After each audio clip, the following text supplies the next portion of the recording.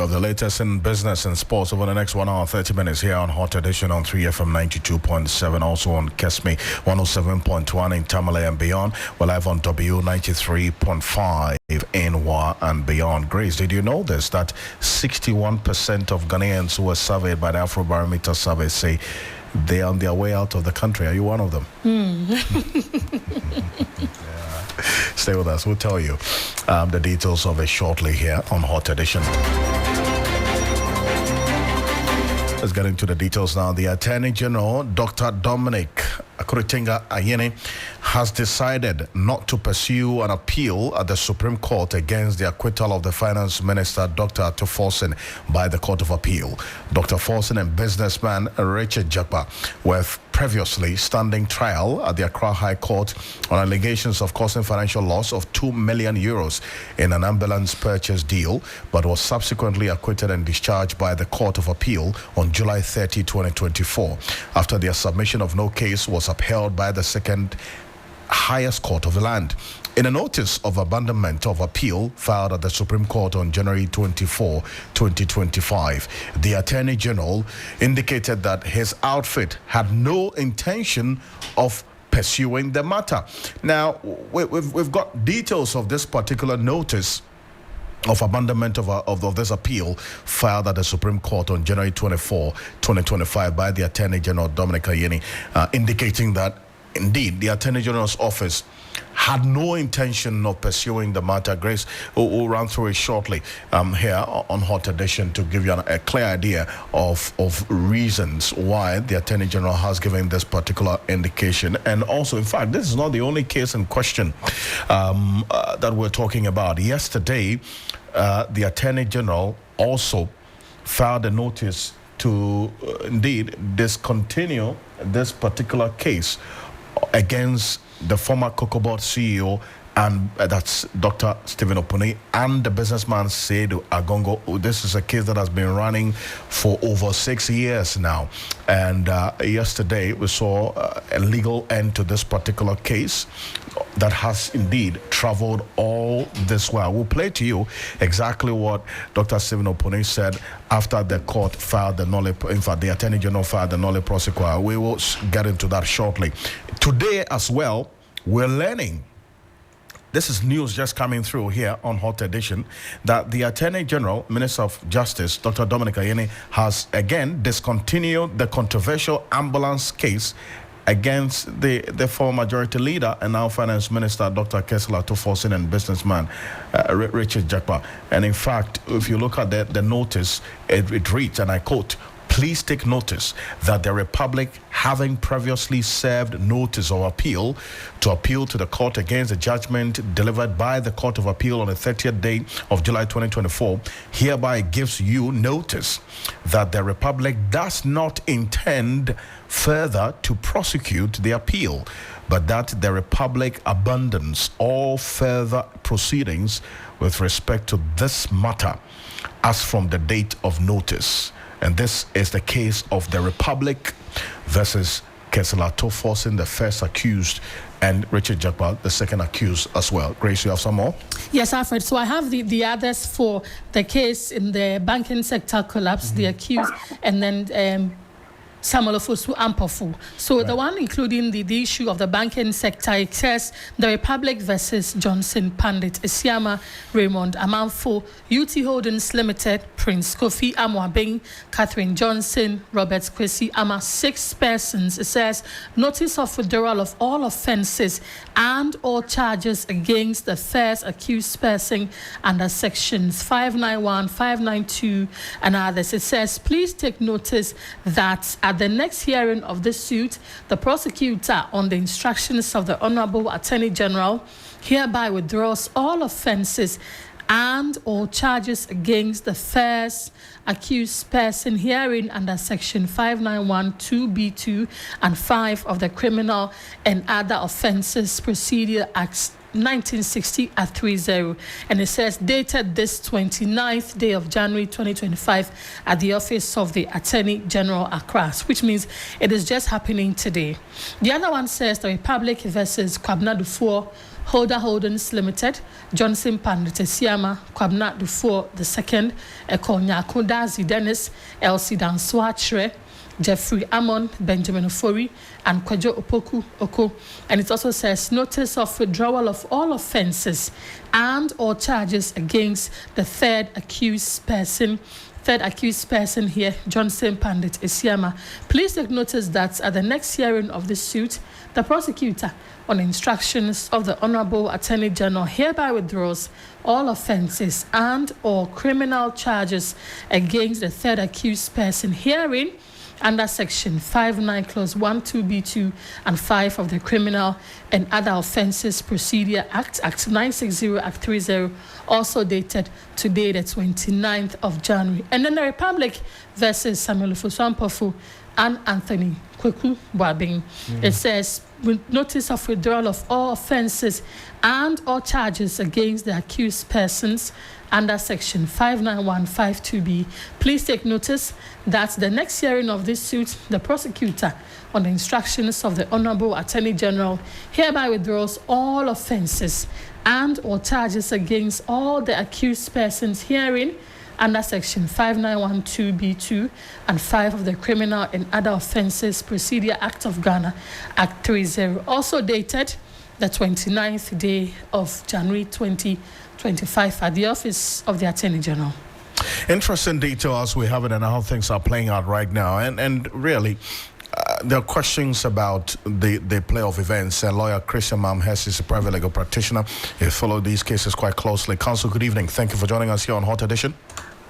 Good evening, my brother, and thanks for having me. There are many who are saying that really you wouldn't have expected anything less than what is happening right now, especially because these cases were initiated by a previous administration and indeed had generated a conversation as to it being politically motivated or targeted. But now we're seeing these cases being discontinued. How does this strike you? Yes, one ordinarily, or in the course of governance and law, a government is a continuum. So irrespective of parties that come and go, government remains a continuum.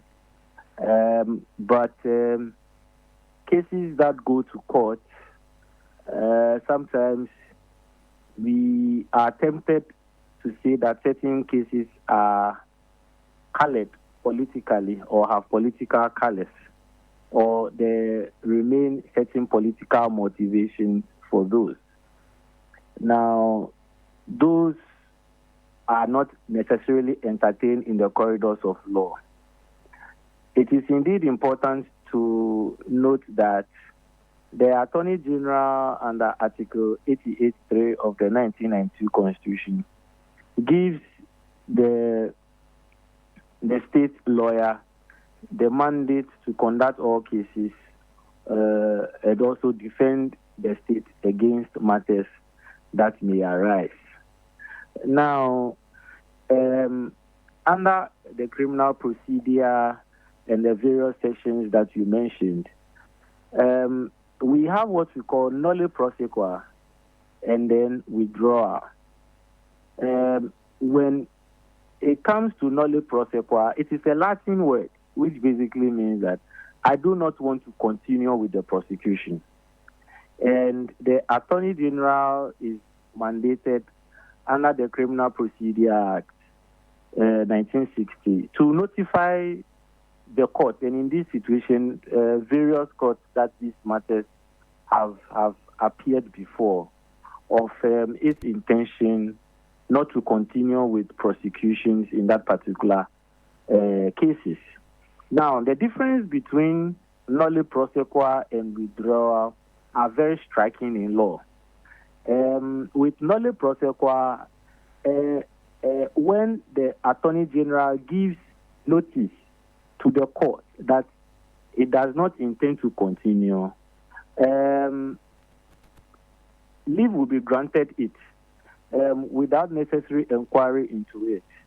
Now, the Attorney General subsequently could cause the matter to be heard by the same court. So whether it would want to amend or bring fresh evidence, or it is given lack of evidence, it has to withdraw and further amend the charge sheet and have those persons arraigned before court of new charges and all that to be held for trial to go on or prosecution to go on simpliciter. So it means that with nolle prosequi, the Attorney General can withdraw or discontinue and then have the matter heard again. So that those persons are not free in entirety. Now, but when it comes to withdrawal, that's where the striking difference is. The withdrawal operates as a discharge, when entered in the course of a trial or in the course of the prosecution of the case. So the discharge basically means that the accused person can be arrested on the same fact, So these are the main differences that basically exist. Interesting. Now, the difference that you put between nolle prosequi and withdrawal then leads me to my next question. What we have seen in this case of, for instance, the ambulance case, which involved allegations of causing a financial loss to the state to the tune of some 2.3 million euros in a deal to procure ambulances for the government of Ghana, essentially has now been dropped, is it not, with this notice of abandonment of appeal as filed by the Attorney General? So what happens is that once the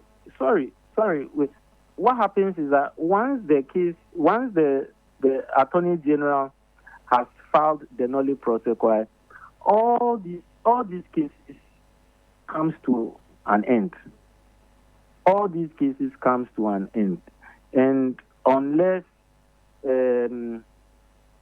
it further wants to prosecute them, so be it. But as it is, all those cases comes to a conclusive end. And just like I said, unlike nolle prosequi, when the prosecution withdraws after it has closed its case or in the course of it, it operates as an acquittal in respect of the count, But, during the course of this case, the company in question had wanted to pay back the said money at the time. But the Attorney General at the time, Godfrey Yeboah, indicated that he wasn't going to accept that particular option. Now, with this case being discontinued, essentially, that's a loss to the state, is it not? I mean, there's 2.37 million.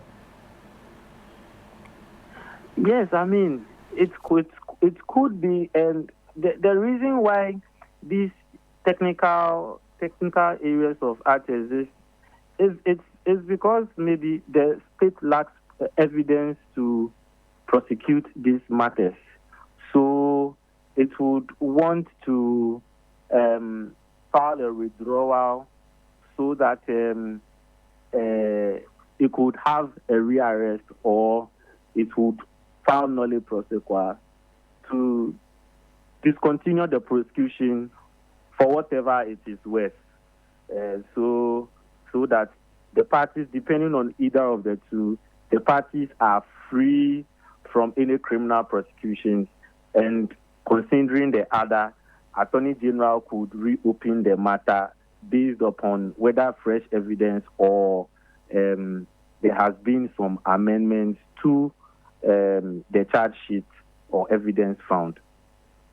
But then does it concern you as well that continuously these developments tend to make the judiciary look like an avenue for politicians to harm their opponents or get at their opponents by bringing cases and the cases travel over time and evidence beyond reasonable doubt is not adduced, and then there's a change in administration and then the cases are discontinued? Does it not concern you as an officer of the court? Yeah, I mean, it's quite concerning, but unfortunately, this is the position of the law, and just as we say, the law emanates from the people. It is for the citizens to read in between the lines and judge for themselves what is happening and whether accountability as has been run by them is being upheld. With I appreciate your time. Thank you so much. Counsel Christian Mamhesi is private legal practitioner joining us with his thoughts on this development. If you're just joining us here on Hot Edition on 3FM 92.7, the Attorney General, Minister of Justice, Dr. Dominic Ayine, has discontinued the controversial ambulance case against the former Majority Leader and now Finance Minister, Dr. Kesela Tuforsin, and the businessman, Richard Jakpa, the third accused. This was contained in a notice issued by the Attorney General's chambers on Thursday, January 23, that's last week. This comes after the Court of Appeal acquitted and discharged Dr. Kesela Tuforsin and Richard Jakpa, the third accused, in the ambulance case. And in fact, if you go on our Facebook page right now, we're going to post the full details of this notice of abandonment of appeal by the Attorney General. It reads, please take note that the Republic, having previously served notice of appeal to appeal the court against the judgment delivered by the Court of Appeal on the 30th day of July 2024, hereby gives you notice that the Republic does not intend further to prosecute the appeal, but that the Republic abandons all further proceedings with the respect to this matter as from the date of this notice. And this case we're talking about is the Republic versus Kesela Tuforsin and Richard Jakpa. And this is not the only case, Grace. There's the banking sector cleanup as well. That case has also been effectively discontinued by the state, essentially, is it not? Yes, Alfred. So, like I mentioned earlier, we have the accused Johnson Pandit Esiama, Raymond Amanfo, UT Holdings Limited, Prince Kofi Amoah, Catherine Johnson, Robert Kwesi Ama. And the notice says, notice of withdrawal of all offences and or charges. Please take note that at the next hearing of this suit, the prosecutor, on the instructions of the Honourable Attorney General, hereby withdraws all offences and or charges against the first accused person herein under Section 59 Clause 1, 2B2 and 5 of the Criminal and Other Offences Procedure Act 1960 Act 30, and the notice is dated today, as of January 29, at the Office of the Attorney General, Accra. The other one also says the Republic versus Kwabena Dufour, Holder Holdings Limited, Johnson Pandit Esiama, Kwabena Dufour, the second or junior, Ekonyako, Dazi Dennis, Elsie Danswatre, Jeffrey Amon, Benjamin Ofori, and Kwajo Poku Oko. And it also says, notice of withdrawal. Please take note at the next hearing of this suit, the prosecutor, on the instructions of the Honourable Attorney General, hereby withdraws all offences and all charges against a third accused person herein under Section 591, Clause 2B, 2 and 5 of the Criminal and Other Offences Procedure Act 1960, Act 30, also dated 29th day of January 2025 at the Office of the Attorney General, Accra. So that is what is coming through right now here on Hot Edition on 3FM 92.7, also on Kesme 107.1 in Tamale and beyond. We're live on W 93.5 in Wa and beyond.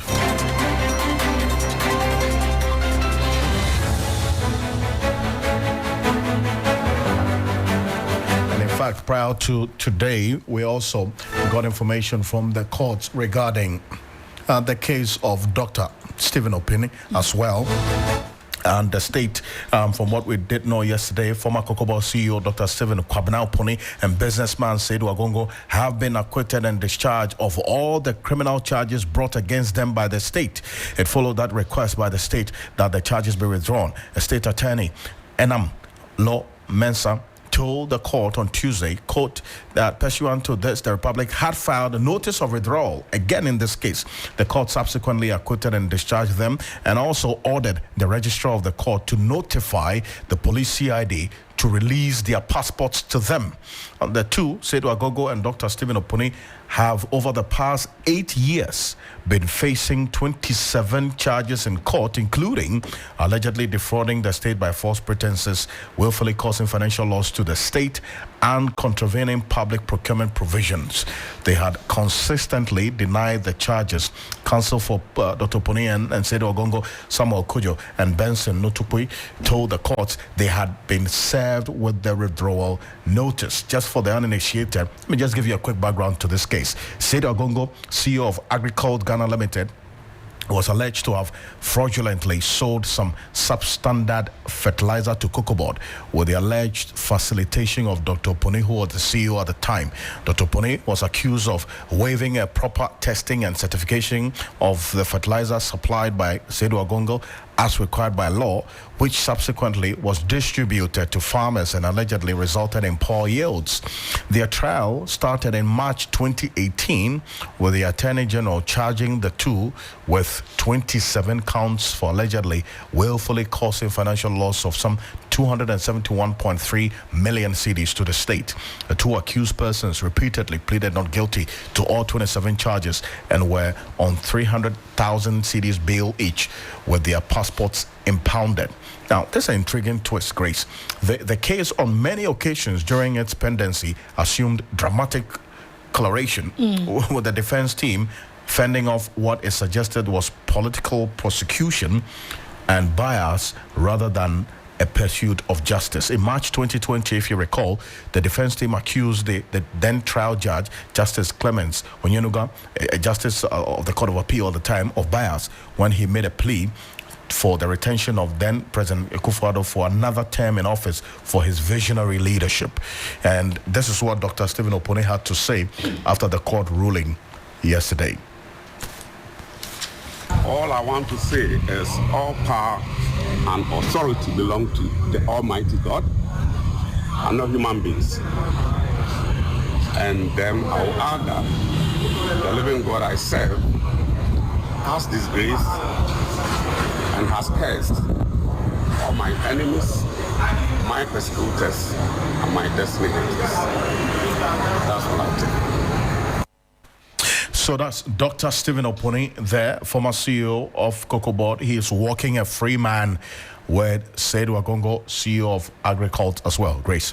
It's Alfred, and the result of the cases in the banking sector cleanup could also be maybe the beginning of the fulfillment of a campaign promise by John Mahama, because he had mentioned that when he wins power, he's going to look at the banks that are viable and then give back their licenses to them. Absolutely. And then here we are hearing Kofi Amwabin's name associated with the UT Bank, and then Kwabena Duffuor also with Unibank. So it could just be. And in fact, you're absolutely right on this. This could be the beginning of maybe restoring these banking licenses to them, and whether these banks are viable to start operation. So it's a conversation that can start from here. We'll just see how it pans. And I agree perfectly. And you see, this Seydou Agogo case as well is linked to the collapse of Heritage Bank. Heritage Bank, which was owned by Seydou Agogo essentially. The collapse of it, if you see two of the 5 reasons that the Bank of Ghana used to collapse or withdraw the license of that bank was that their capital was from questionable sources. Okay. And so they pointed out to this fertilizer contract. Absolutely. So it's a very interesting twist that you bring to it. We'll see how the coming days will look like. Yes, Alfred. So let's go to Parliament, because the House has unanimously approved 7 additional ministerial nominees of President John Mahama. This follows the laying of the reports of the appointment committee and subsequent debates at the plenary.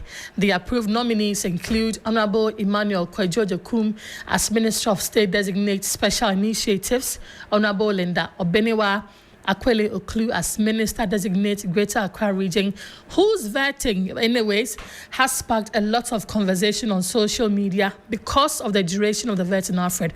9 minutes. Plus introduction, 9 minutes. Without introduction, 5 minutes. I see. Yes. I thought it was 5 anyway, but well. And then Mr. Kenneth Gilbert Ejay, as Minister Designate Works, Housing and Water Resources. Honorable Emmanuel Akrofi as Minister Designate for Lands and Natural Resources. And then Mr. Tia Ibrahim as Minister Designate for North East Region. Dr. Frank Amakohene as Minister Designate for Ashanti Region.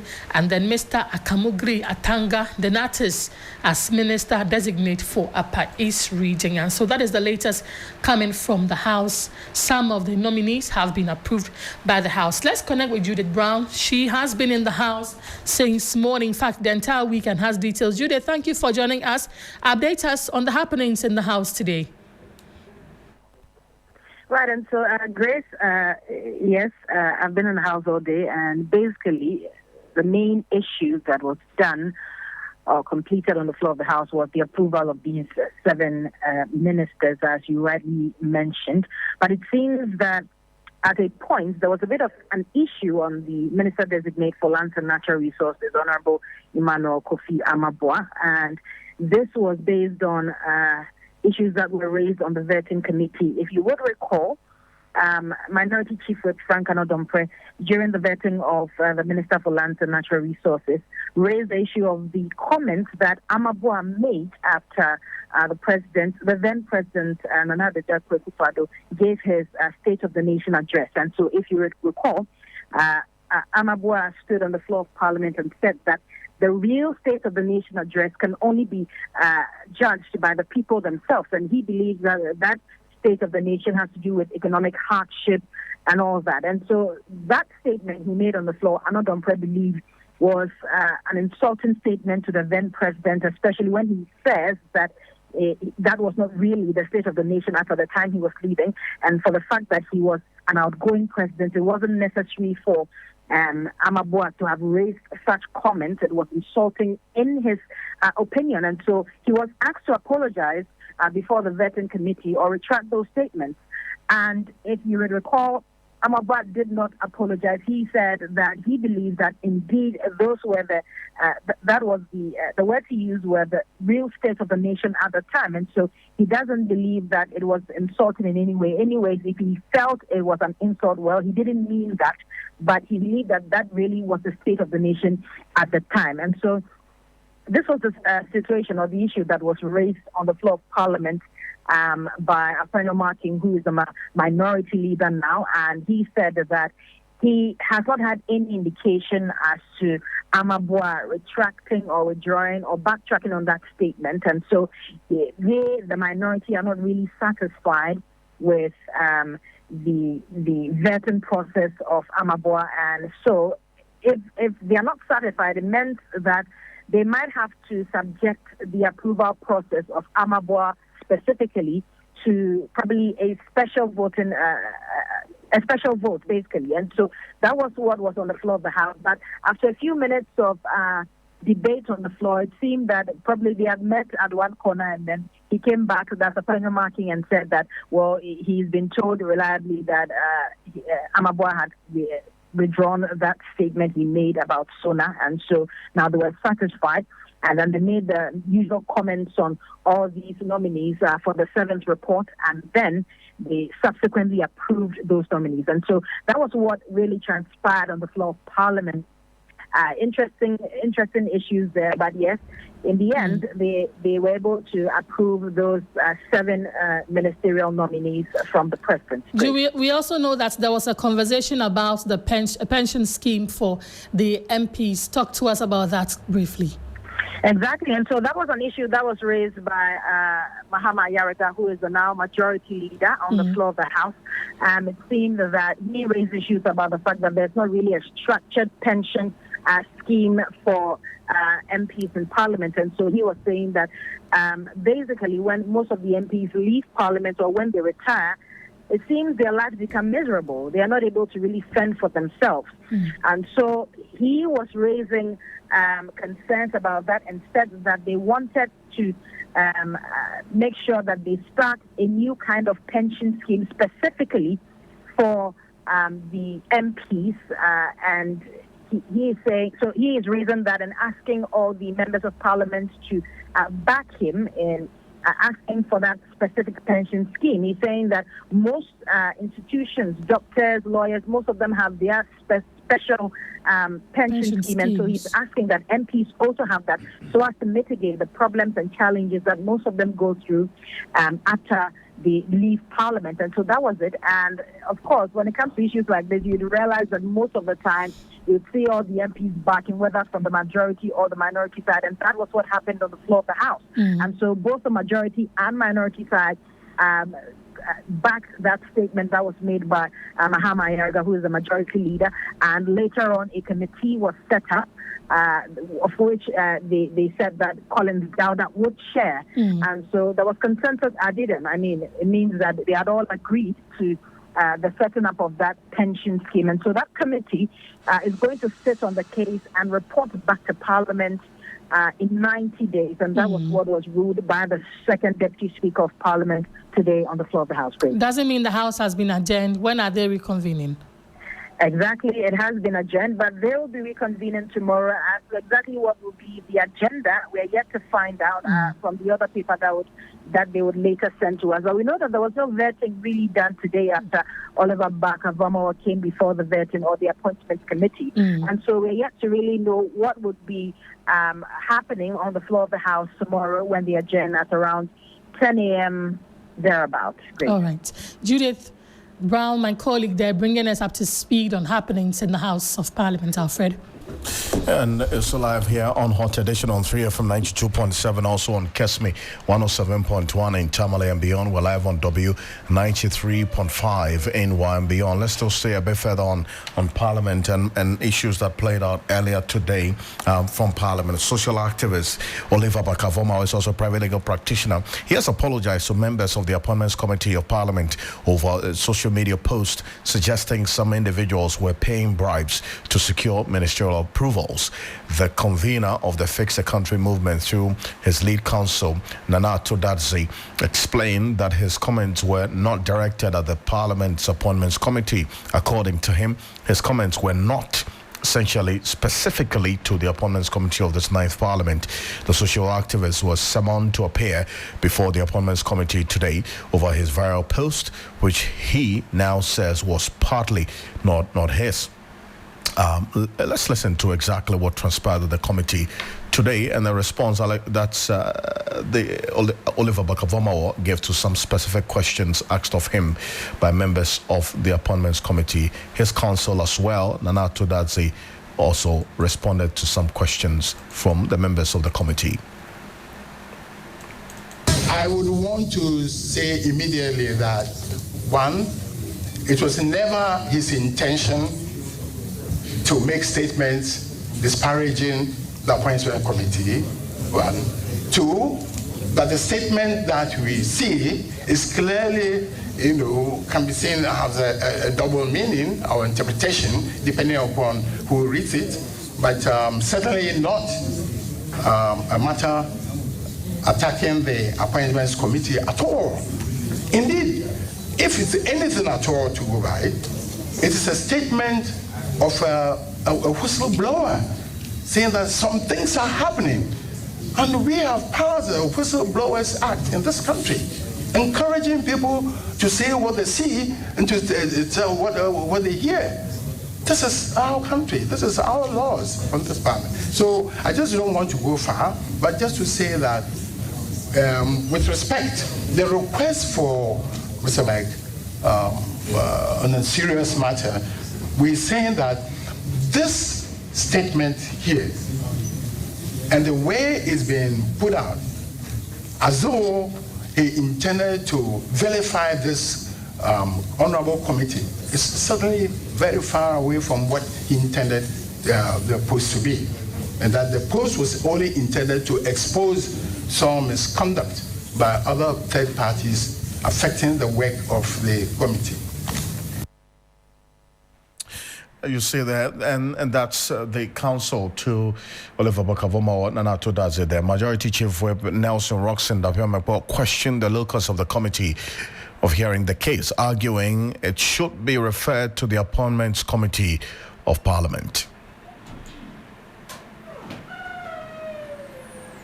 The contents that is the subject of this proceeding as we speak, is already in contempt of court, of Parliament. So this matter must be disgorged and hived off to the Committee of Privileges. We are not mandated. We cannot. So the present exercise, however preliminary it is, for me, it's a journey to nowhere. We can't make that determination. Our mandate under 217, Mr. Chairman, with all due respect, is to vet presidential nominees and other. Please, can you? Yes. So this is not the Privileges Committee, with all due respect, my honourable first deputy whip. So the appropriate thing in terms of, we are all people of procedure and rules. As announced in Rocks in the film, but the activists eventually apologized to the committee, assuring them of pulling down the post from his social media handles. Mr. Chair, I am saying here clearly that my post was not intended to disparage members of the committee, and I have not intended to say that members of this committee have received or demanded bribes from various individuals. At no point was my statement intended to communicate same. And for those reasons, I apologize. Mr. Chair, the reason why I have left the post on and not deleted it, in fact, I did contemplate it, was because I saw that the words had been twisted and that it became imperative on me that I maintain the post in its original form. That if I was questioned on it, reference can be made to be able to verify it. This is the reason why it wasn't deleted. So now that it's been resolved, will you want to pull it down? Mr. Chair, I am happy to. As the conversation has generated, as indicated, and the clarity has been brought to it, I'm happy to. Sure. You are hereby advised to also do a disclaimer. A disclaimer of what you claim you are not responsible. Then we can pick it up from there. Most grateful. I reiterate again categorically, and for all intents and purposes, as I have done 4 days ago and continue to do, that I have at no point uttered those words. All I know about the statement is that appeared on an MPP Projects Bureau Facebook account. That's it. I don't know the source of it. Thank you very much. You may.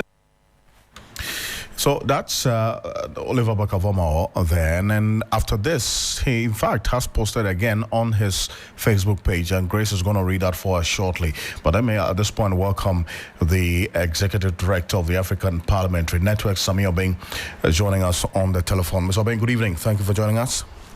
Good evening. Thanks for having me. Now, I know this is a case that you followed quite closely as well. Well, if this matter has effectively ended, but this is not the first time such allegations of bribery have been leveled against the Appointments Committee of Parliament. We've seen what happened in the case of George Kokori-Kithagan, Mahama Yarga at some point, and Samuel Okudzeto Ablakwa in recent past. What's your own reading of this? Is it that the committee itself lends itself to such allegations because of some actions and inactions on their part, or the suspicions on the part of the public is misleading?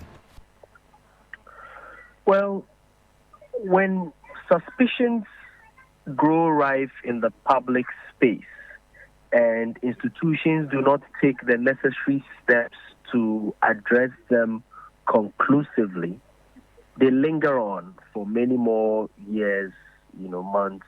Yes, the effects may simmer, may not be as glaring because perhaps vetting is over at a particular point in time, but they will resurface if these matters are not dealt with. And that is why I think that all the happenings in the past, together with even this situation, should serve as good reason for Parliament and its Committee of Appointments to clearly document the lessons from all that is happening, take deliberate steps to be able to improve the systems, and be deliberate about wanting to purge themselves of this very negative public perception. Because if that does not happen, by the nature of their work as appointment committee, which requires that they will have to be vetting nominees all the time, these matters will rear their head over and over again. I see. But then again, in your view, the fact that whenever this comes up, either the Privileges Committee gets into it or the Appointments Committee, as we have seen in today's case, gets into it, they deal with the matter, they get the person alleging to apologize, and then we move on. There's really no attempt to even try and investigate it. Is that the right approach to take in its entirety? Well, it's the reason I am emphasizing the need for Parliament to be deliberate about dealing with these matters. So if we belong to an institution where over and over there are allegations of bribery, whether directly or indirectly, and it is an institution that is very interested in cleaning up its image, that institution will, for example, prioritize, investigations. That institution would, after investigations, make sure that they are making public the findings of the institution and investigation. That institution will be engaging the public, in a way that encourages people to bring out information. That institution will not take the posturing of, if you see something and you say something, we will haul you because we've got the power. That institution will be putting in place things like a specific code of ethics around who you can engage as a member of the committee if you are found in this particular position and what have you. And remember that these issues around Parliament and the exchange of money, it's not only an appointments committee, it's not only an allegation that hovers around the appointment committee. It gets serious around the time of the appointments committee. But there are many people walking around, peddling rumors and speculations around other committees of the House and what engagements they involve themselves in. It is important that the institution of Parliament has a holistic approach to dealing with the matter and dealing with it, conclusively. And this requires, like you rightly pointed out, investigations and making sure that the reports are out. It requires systems changes. It requires internal policy arrangement. It requires deeper accountability and transparency around these subjects so that everybody will be very clear that this is an institution that is particularly serious about purging itself of these things. But while Parliament does all of those, it is important also that as members of the public, we do not deliberately peddle falsehood or give oxygen to rumors that sometimes may not be founded on any evidence whatsoever. Can you hold on a bit for me? I'm bringing in Dr. Rashid Rahman, Executive Director of the Africa Center for Parliamentary Affairs as well. Dr. Rashid Rahman, appreciate your time on this matter. And I asked a question of Sami Obeng earlier. The fact that this is not the first time these allegations of bribery against the Appointments Committee of Parliament has come up. The 7th and 8th Parliament, we saw it, and coming from some very prominent persons, within the various caucuses of Parliament, for that matter. And then we've seen this latest one that is coming from someone outside of Parliament. Now, is it that the committee itself, in its own actions and inactions, is lending itself to these allegations of bribery? Alfred, the bribery allegations are not new. I think that was in the 7th Parliament. The case of Honorable Bwacha Jaku and all the controversies around the fact that, some people took money and so on. I think that was an opportunity for Parliament at that time to clear his name and put, if there was any thing like that happening, to put a very big stop to it. We didn't see very much of it, and now this issue has resurfaced. We don't know what evidence the lawyer has, and if you hear him, he's looking very much forward to meeting the committee. They joined their colleagues to approve these nominees, i.e. Honorable Ken Oforiatta, Howard Kumsin, Honorable, and then many others. People have been murmuring, and there are talks, sometimes in silence about, some things that are going on in the committee that are not right. This is an opportunity now particularly given the trust that Ghanaians have handed over to the NDC and the caucus to make sure that things are put right. The Honorable Mama Erga leading the caucus, his colleague on the other side, the Right Honorable Speaker, I think they have a duty and responsibility, including the chair of the committee, of course. I mean, if he's implicated, perhaps it might not be appropriate for him to be part of that conversation. But whatever it is, I believe we need to have a parliament that we can trust. Already people are raising questions about, is this whole vetting, is it just a process to tick the box, or really is an effort to ensure that the people we are giving the power and mandate and resources are people who are accountable. So if you join that to what is happening today, I believe there is an urgent need for the legislature to really work hard to gain the trust of the Ghanaian people. And the only way they can do this is to make sure that if there's any wrongdoing, I think those who are responsible should be made to at least answer for it. As Dr. Rashid Rahman, I do appreciate your quick thoughts on this matter. And Mr. Abeng, before I let you go, and on that point that Dr. Rashid Rahman ended on, that the investigations might not necessarily be targeted at clearing anybody so-called. If there is evidence to that effect, it must be done to also seek to punish people who are found culpable. Should Parliament be the one investigating itself if it is so minded to investigate such allegations? Well, fortunately, there are structures, even including structures within Parliament's own systems, for ensuring that issues around ethics in the new standing orders, ensuring that issues around ethics, issues around allegations and how they get dealt with, and some form of an independent arrangement that has been put in place for that. These kinds of arrangements and systems were not in place in the time of the old standing orders. The new standing orders, perhaps recognizing the importance of these things, have placed it in there. And that is why the opportunity is always best taken at the right time.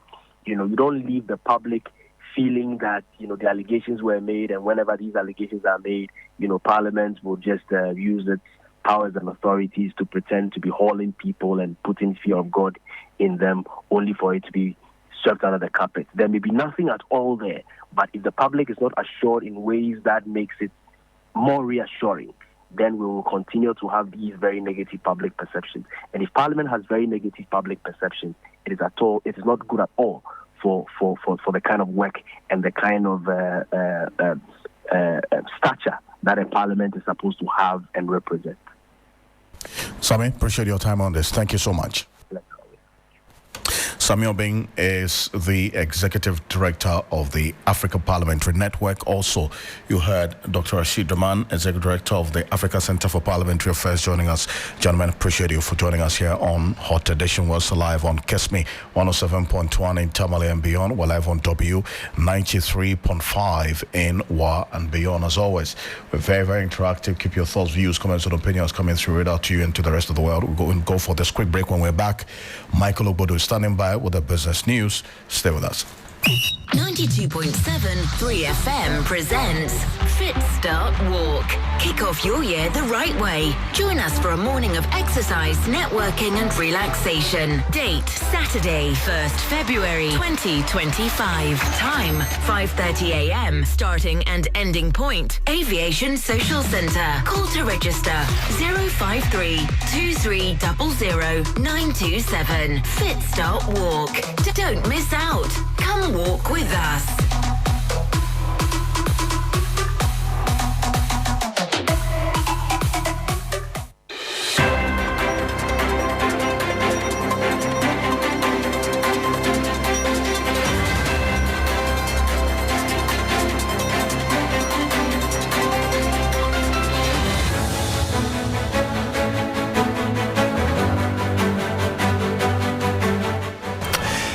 And hello there, good evening and welcome to the business segment here on Hot Edition. Coming up tonight, Finance Minister Dr. Kasiel Ato forcing hints of ambitious economic reforms agenda following a significant progress with Ghana's debt restructuring program. I am Michael Obodu. Details coming up shortly.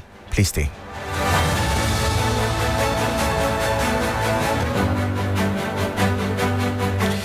Let's get straight to our top story as Finance Minister Dr. Kasiel Ato Forcing has announced that Ghana has made substantial headway in its debt restructuring program, paving the way for an ambitious economic reform agenda. In a press briefing, the minister revealed that the Memorandum of Understanding with the Official Creditor Committee has been signed by all participating creditor countries. He stated that 93% of Ghana's debt restructuring has been completed, leaving 7% involving 60 international banks still to be engaged, with an outstanding $2.7 billion under negotiation, representing 3% of Ghana's total debt. Ghana is now entering the final stage of the restructuring process. We now have a strong and detailed framework to implement the financial terms through bilateral agreement with the official creditors.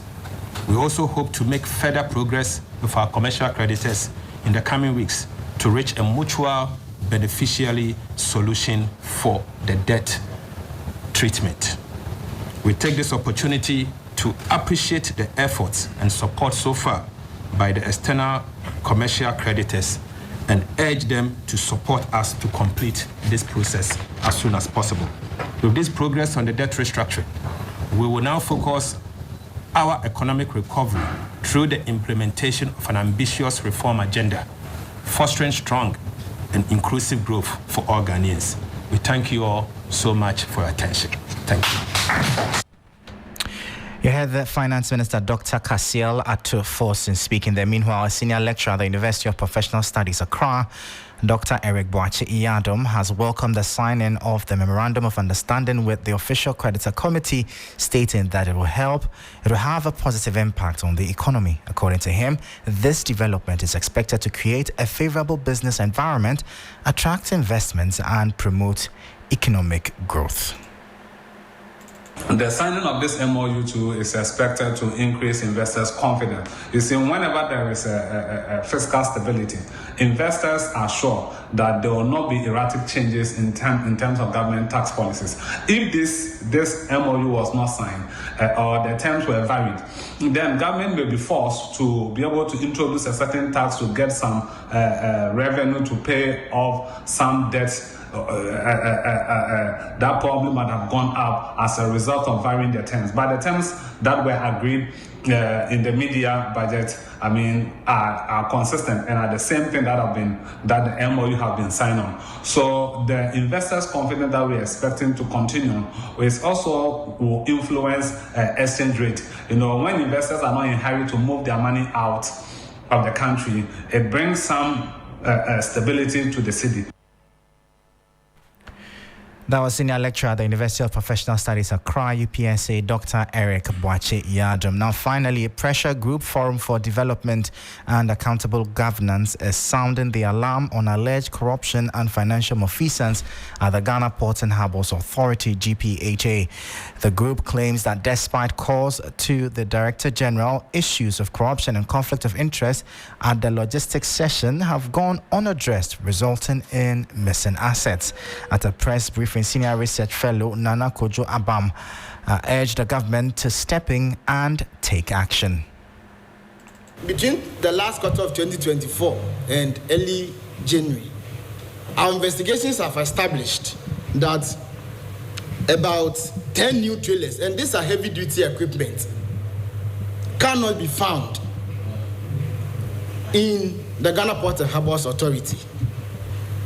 In 2024, the Ghana Ports and Harbours Authority auctioned a stacker RST 4517 under some dubious circumstances.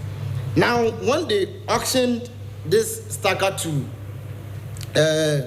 some individuals, what we found is that the same stacker, after the auction, came back to the institution, this time on rental basis.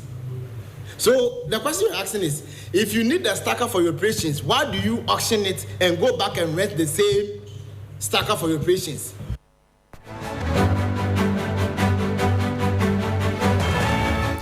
And that was Nana Kojo Abam, Senior Research Fellow and Convener for the Pressure Group Forum for Development and Accountable Governance, bringing an end to the business segment here on Hot Edition. For more business stories, our website 3news.com has more for you. I am Michael Obodu. Thank you for listening. As always, please stay safe.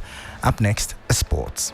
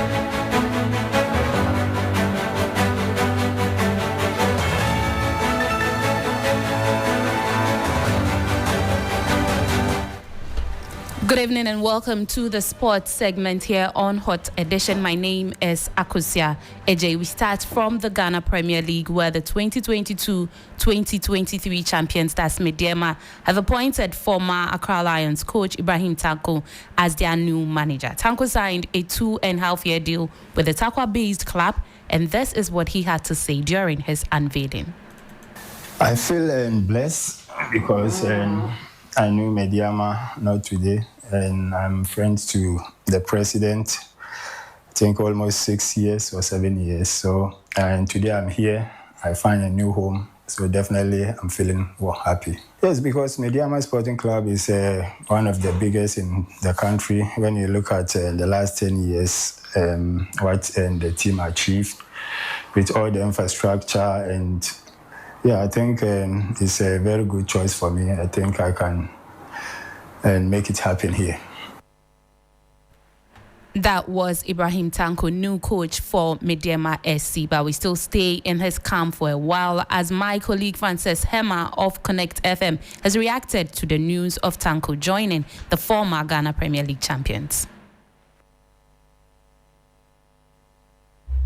I think the inclusion of Ibrahim Tanko to the Medeama Sporting Club technical team is a very big one. It's very big in the sense that he has a lot of experience, which he comes in with after spending 3 to 4 seasons as part of the Accra Lions technical team. He understands the terrain. He knows the clubs so well. That is the 18 teams competing in the Ghana Premier League. He really knows them so well. And I think that is what Medeama were lacking after Neboscha Kapo left them. And also, one of the major things that has affected Medeama this season is the fact that their strikers have really struggled to score goals. And looking at the profile of Tanko, when he was a player, the mere fact that he was a striker and then a prolific one, of course, makes him the ideal choice to help improve the likes of Diawose Taylor, Francis and Dikome, and then the rest of the attackers at Medeama Sporting Club. So I think with all this put together, he's going to really help Medeama in the second part of the 2024-2025 Ghana Premier League season. That was my colleague Francis Hema of Connect FM. But we woke up to the news of the Ghana Football Association announcing German manager Anton as the new technical director of the Black Stars, in addition to a host of changes in the Black Stars technical team. Here's Michael Otieje on what the veteran's appointment means for the Black Stars. So Schaefer is a hugely experienced coach. He's 75 years, spent a fair bit of his time traveling as much as he spent working in Germany. Over 400 appearances in the Bundesliga, most of them, a lot of them actually for Borussia Mönchengladbach. His notable time on the international scene was winning the Nations Cup with Cameroon in 2002 and taking them to the Confederations Cup final. He also worked in Jamaica where he had reasonable success. But over the last few years at 75, he's done very little, not worked as much since 2021. I think there will be a lot of questions about what he brings on board, given just the nature of his CV. I think the GF's argument will be that at 75, he has the experience and the know-how and the understanding of multiple technical situations to be able to impact to a much younger generation and understand the game from a broader generational perspective. The question then will be whether, given how his career has gone, drifting in between places like Thailand, Azerbaijan, Jamaica at a certain point, spent a bit of time in the Gulf and the rest, and at the current age, whether he would understand the complexities of the modern times, the complexities of what football demands now, to be able to impact and influence a team like the Black Stars that needs fixing so badly. So that will be a major situation. But the Schaefer one will split opinions as much as it can, and you can understand why that is the case. That was Michael Otieje giving his take on the new Black Stars technical directors. Now let's look at the Champions League, as the Champions League group phase will come to the business end today as teams play for survival and a top 8 slot. Here are the toughest matches to look out for. We know that Manchester City need a win at all costs against Club Brugge to jump into the top 24 ranks or kiss the Champions League goodbye. In other matches that will be happening today in the Champions League, PSV will be playing against Liverpool, who are top ranked in the competition. Bayern will take on Bratislava. Also, Borussia Dortmund will take on Shakhtar Donetsk. We know that Barcelona will be taking on Atalanta. That all-important game between Manchester City and Club Brugge will keep an eye on that. Brest will be playing against Real Madrid, and we have Sporting playing against Bologna. Aston Villa will slug it out with Celtic, and then Dinamo Zagreb will take on Inter Milan.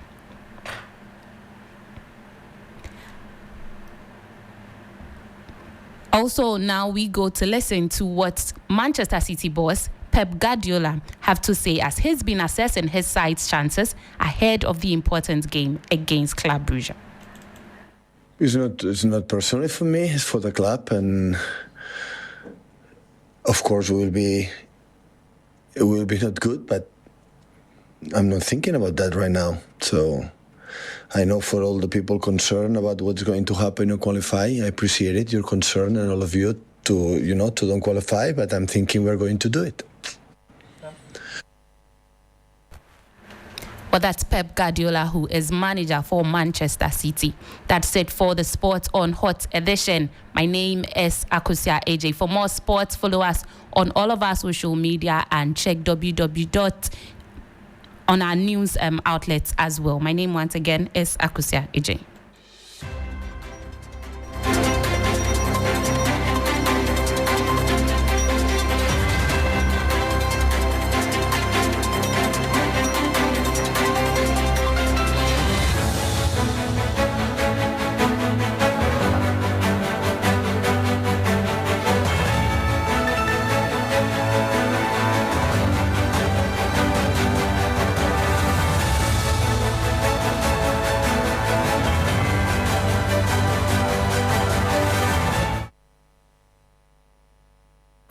92.7 3 FM presents Fit Start Walk. Kick off your year the right way. Join us for a morning of exercise, networking and relaxation. Date Saturday, 1st February 2025. Time 5:30 a.m. Starting and ending point Aviation Social Centre. Call to register 053 2300 927. Fit Start Walk. Don't miss out. Come walk with us.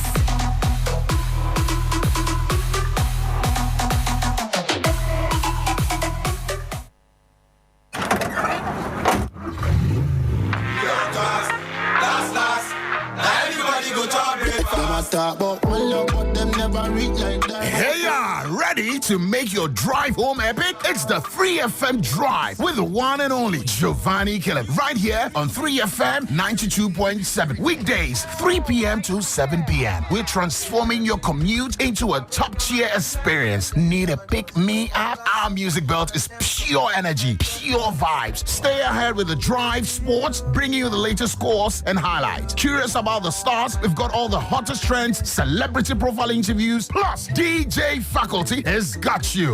Ready? Mondays, Tuesdays, Wednesdays, Thursdays, Fridays on 3FM Drive. You know where it's at. This is where the action is at, live on the 3FM Drive on 3FM 92.7. Welcome to the 3FM Drive. That's right!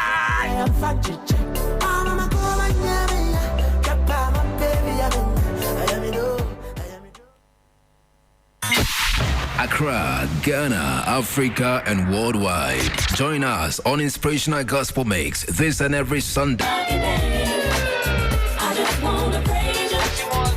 3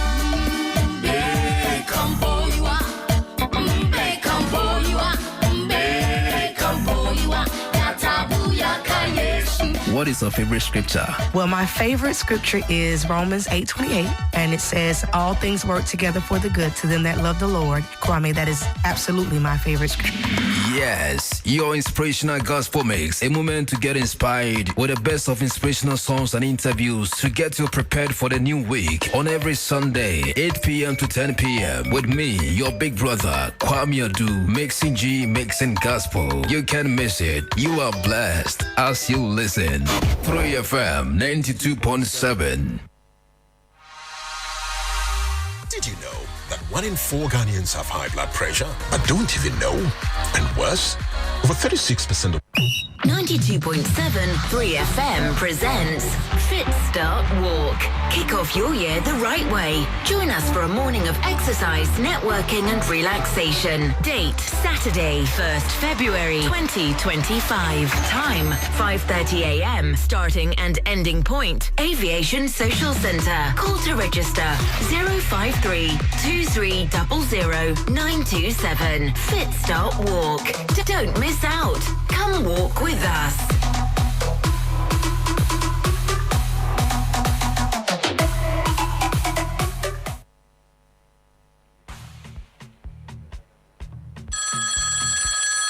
Hi, Aku. I just got the estimate for the home repairs. It's more than we expected. I'm really stressed about where to find the money. Why worry, Musa? You are a salaried worker. Haven't you heard about the GCB personal loan? They can give you up to 700,000 Ghana cedis in less than 24 hours at a significantly reduced interest rate and fees. Really? That sounds perfect. But is it easy to apply? Super easy. Skip the stress. Get the cash you need with GCB personal loan with a full month moratorium.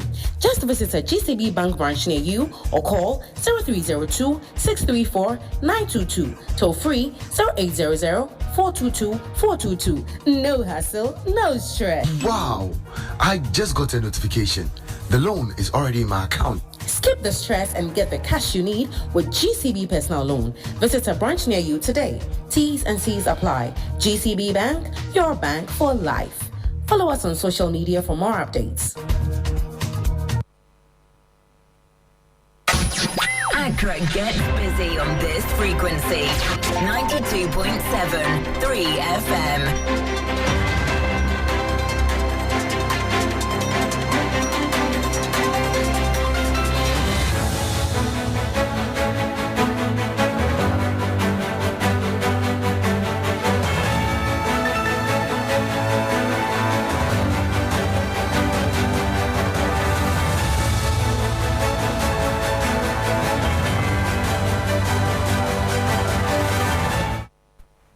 Also live here on Hot Edition on 3FM 92.7, also on Kesmi 107.1 in Tamale and beyond.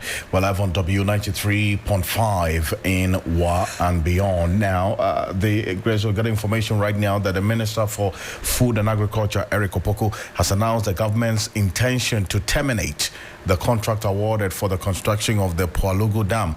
Now, the minister gave the indication during an interview with journalists after a 3-day tour of the various departments and agencies under the ministry. Government in 2019 initiated a $993 million contract to build the Poalugu multipurpose dam in the Talensi district of the Upper East region. Now, the project was expected to feature a hydro-solar hybrid system with 60 megawatts of hydropower and 50 megawatts of solar power, but most importantly, absorb spilled water from the Bakri to address the perennial flooding up north and boost irrigation. After the expiration of the proposed 2024 scheduled completion, the Ghana Irrigation Development Authority, GEDA, revealed that a total of $12 million has been spent on mobilization and project site development, with construction yet to begin. Now, speaking on what government intends to do with this Poalugu multipurpose dam project, the Agric Minister Eric Opoku says what government is going to do is to terminate that contract immediately, and they will terminate the Poalugu contract, look for a contractor, look for funding, and then immediately ensure execution of a more modified contract as we speak right now. And when cautioned against a potential judgment debt arising from the cancellation of the contract, the minister assured that there will be due diligence in the cancellation process. So that's where we are right now on this particular issue. What more do we know?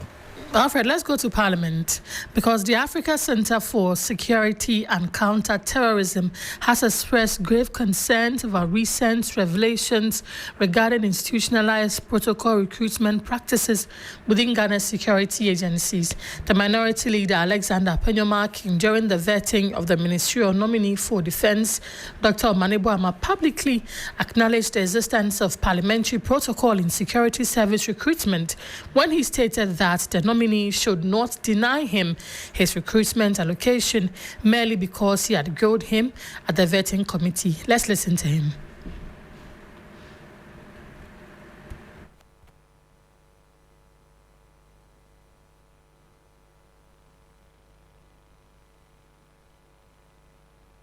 Let me remind you on a lighter note that the fact that I'm grilling you does not mean that when you get there and you are supposed to give protocol allocation, you deny me. I'm telling you. You cannot, because yes, there is, and committee members benefited. Yes, there is something like that. When I was a defense committee member, your ranking, your members benefited. I am saying it on authority. They did. And they even had more than with the MPP members. They did. I'm not. That's a fact. Kennedy Japan was the chair of the Defense and Interior Committee. They benefited. You are giving. Don't think that because I grilled you, you will not allocate. Honorable ranking member. Minority Leader Alexander Penyoma insisting that there is something called protocol list.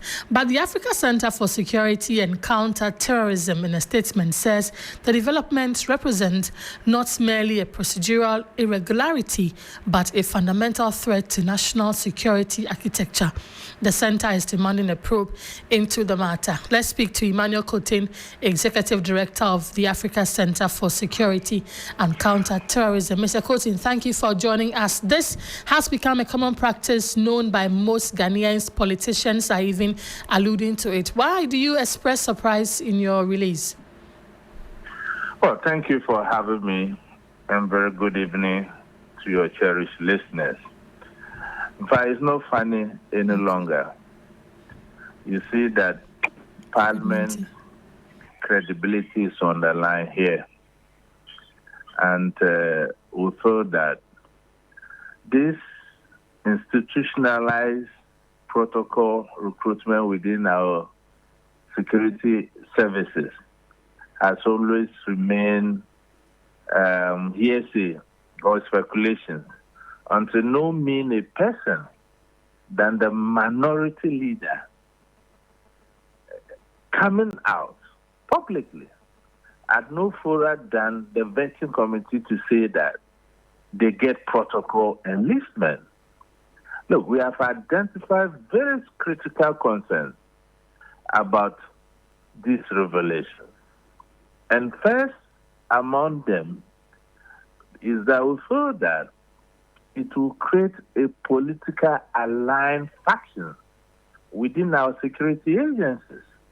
And already, it is public knowledge that within our security services, there's this partisanship, which will not inure to the professional and operational effectiveness of these services. And you also realize that the power that the executive will is in the hands of the people.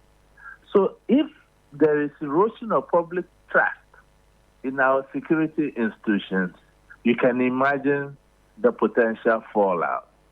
And we also believe Is that why you say this constitutes a national security threat? That's right. And we also feel that how many security personnel got into our security services through this protocol recruitment? If care is not taken, we will be potentially developing a militia-like structures within our state security apparatus. And one of our concerns is the contrast between Parliament's swift action and someone lawyer Oliver Baker over his statements over they taking money before approving nominees. And if apparatus to address these same serious admissions by the minority leader. So as a policy think tank, we are so concerned.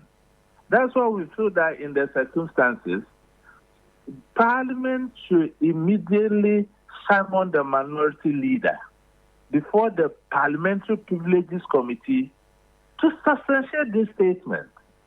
We also want that there should be a comprehensive parliamentary inquiry into protocol recruitment practices within the security services. And after that, we can look at a national dialogue on merit-based recruitment reforms in our security agencies. And the last but not the least is for us to have an independent audit of recent recruitment processes in all security services. Because it cannot be the case that Parliament cannot effectively serve as guardian of the law, whilst its members openly admit to circumventing those same laws. We think as a security policy think tank that it undermines both its credibility and effectiveness as a democratic institution. So we are praying that in the spirit of fairness, the same vigor they apply in perceived external threat to parliamentary integrity, same should be applied to its internal acknowledgement of impropriety. And this impropriety came from no mean a person than the minority leader of the House. So the ministers for both Interior and Defense all mentioned that if there's anything like protocol lists, as in fact, they are going to look at the entire recruitment process when it comes to the security agencies. You don't trust that they are going to do a good work. So maybe we should let them start work for now and then probably see how they are going to treat this issues or this topic. There's an African saying that if someone comes under the water and tells you that the crocodile has a long mouth, you have to believe it. This allegation, it made allegations because I know some members of Parliament protested, they never got. But he insisted, yes, it exists. And he knows what he's talking about. And even said some got more than the others. And if you look at most parliamentary or MPs, when they are campaigning, as part of their achievements, they boast how many people they have been able to bring into our security services. And I think that this is a serious threat to our democracy, and whom much is given, much is expected. So we have given Parliament a lot, and we expect a lot from them. And you heard what the Speaker said about the appointment committee today. He chastised them and make them understand that respect is earned. You can't command it. And the activities and behavior of this particular appointment committee is below the belt. And I think that we must check all these things to safeguard the integrity of our democratic institutions. All right, Mr. Kotin, thank you for talking to us. Emmanuel Kotin, Executive Director for the Africa Center for Security and Counter-Terrorism, Alfred. Alfred, you have to consider me when your protocol list comes. And you know, it's quite concerning. I mean, there are two different schools of thought on this. There are those who indicate that to the extent that Agyemang did not mince words on it, he wasn't being hypocritical. He spoke about, or he only confirmed publicly what we all know goes on. There are others who also say that, look, this is a ranking member, a minority leader. He confirming an illegality so publicly and confidently is one that also raises serious concerns as well. And by now, maybe some action should have been taken. But then again, this is one that we know goes on, you know, and, you know, the various agencies, security agencies haven't come to deny it, as a matter of fact. You see. Well, Alfred, let's quickly talk education, because a decision by officials of the West Africa Examination Council, WAEC, to compel students whose WASI results have been withheld to write a reset of the exam papers were fiercely resisted by their parents, who thronged the WAEC office in Kumasi. The parents insist that the invitation sent to them by the examination regulator and what the students were asked to do when they arrived at the WAEC office were contrary. So we're working the phone to speak to Ashanti regional correspondent, but some of the parents have been speaking to us in the Ashanti region on what exactly the situation is. We can listen to them now. Most of these kids are minors. And how can you tell me that I should bring my word to you, and without my guidance or maybe a legal counsel present, my word should implicate himself in whatever way we don't know. You could implicate someone who might be innocent. We don't know this. But you say they should write a report. Then you will base on that to determine the outcome of their exam results. Why you didn't even catch them in the exam or doing any more practice? We were ambushed and we needed clarification. We told them, clear us, what exactly do you want from us or from our wars? That's where we are. You call a parent far from Yendi side, only to come of no results. Is that right? The reports will not give you what they want, because definitely the children will not tell you that the truth. Well, the Ashanti Regional West African Examination Council has been responding to these accusations or allegations by the parent. We can also listen to that response from WAEC. Most of these kids are minors. And how can you tell me that? We are not saying that we have released the results midstream. No. It's an exercise that we are doing. And for that matter, the exercise must go on. And then when we have finished everything, then the results will come out. A candidate who did not involve himself in any malpractice will come out clean, and that person will get his or her results. WAEC has no school in mind that this school, we want to victimize them. This school, we want to know what we gain in doing that. All that is happening is that we have people who are working for us. And for that matter, those people who are working for us report. You cannot sit on that report. You have to investigate. That's why we are investigating.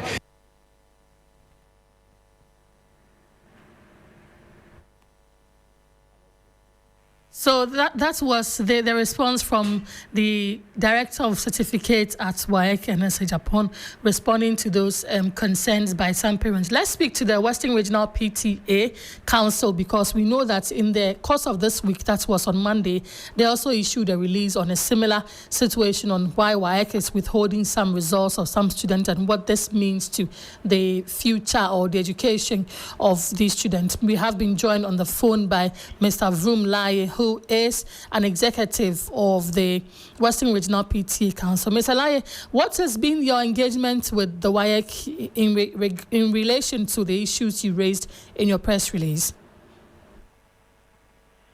Well, thank you. I want to greet your listeners and then my national executives. I'm the regional chairman. Actually, with issue regarding to this WAEC situation, in fact, we have a stand in the matter whereby we are saying we have a concern. And then going straight to our concern actually happens to be WAEC taking a decision which is affecting our children negatively.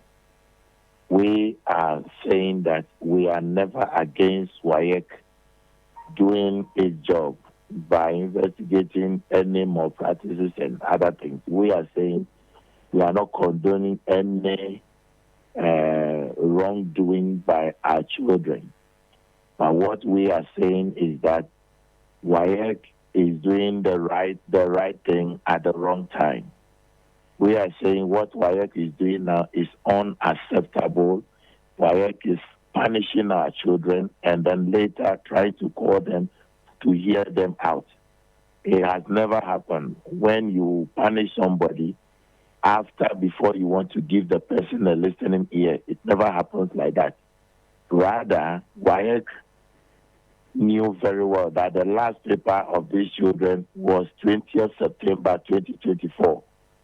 If WAEC has any of these things to be done, they could have done it long ago, far before schools reopened, before admissions started and all that. Why must WAEC wait until when our children gain admissions and other things, or our children supposed to go to school before WAEC will decide to hold their results?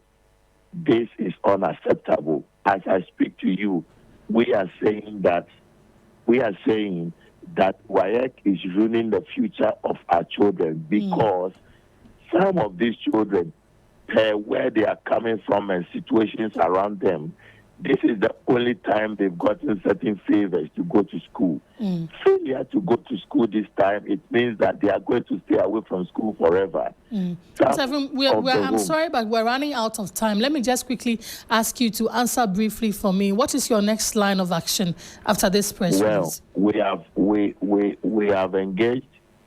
The answers given to us is not satisfactory. So as at now, we released our press statement.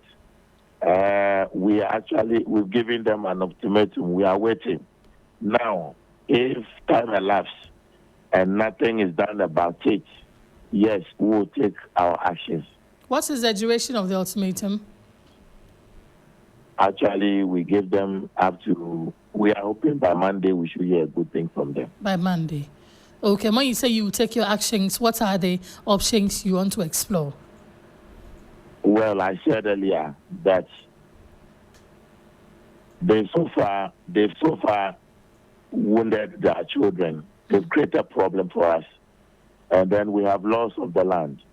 So I wouldn't want to disclose anything now, but will not do anything outside the law. Okay. All right. Mr. Vroom, thank you for talking to us. That was an executive member of the Western Regional PTA Council, Vroom Latte, talking to us about that situation regarding WAEC withholding some results of some students in the Western region as well as the Ashanti region, Alfred. Well, that's it for Hot Edition on 3FM 92.7, also on Kesmi 107.1 in Tamale and beyond, and on W93.5 in Wa and beyond. Join me at 10 p.m. on TV3 and also on 3FM 92.7 for Ghana Tonight. My name is Alfred Ocansey. I'm Grace Amoah. Agyemang. Thank you for joining us. Enjoy the rest of our programs. Good evening.